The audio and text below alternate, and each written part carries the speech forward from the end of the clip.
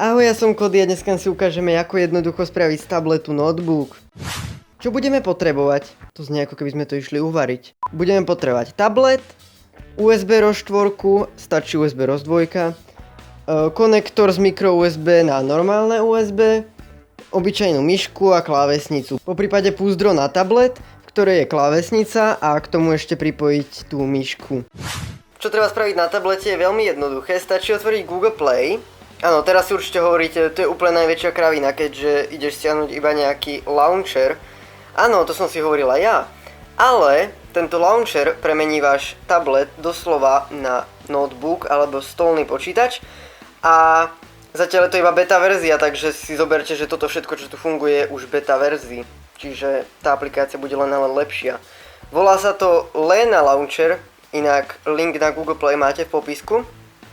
A počkáme, kým sa mi nainštaluje a uvidíme, ako to bude bežať, keď pripojíme myš, klávesnicu a všetko. Nainštalovanú aplikáciu máme. Keď už máme nainštalovanú aplikáciu, normálne nájdeme Lena Launcher, zapneme a zapne sa nám normálny počítač.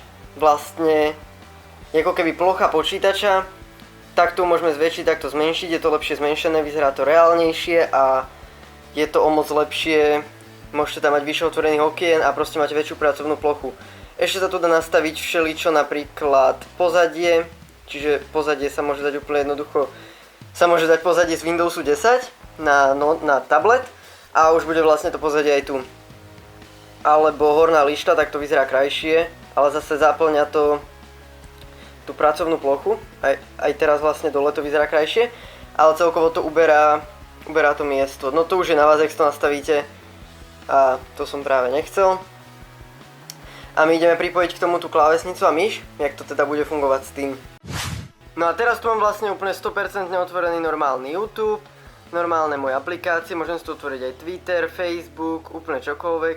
Môžem pohybovať s veľkosťami, čiže roztiahnuť, zväčšiť, zmenšiť.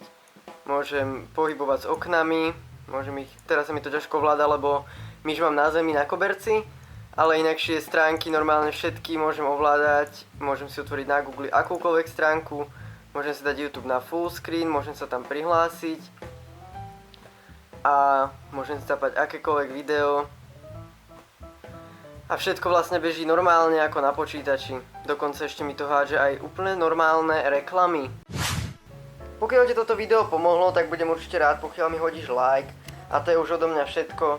Ja sa s vami lúčim a ahoj!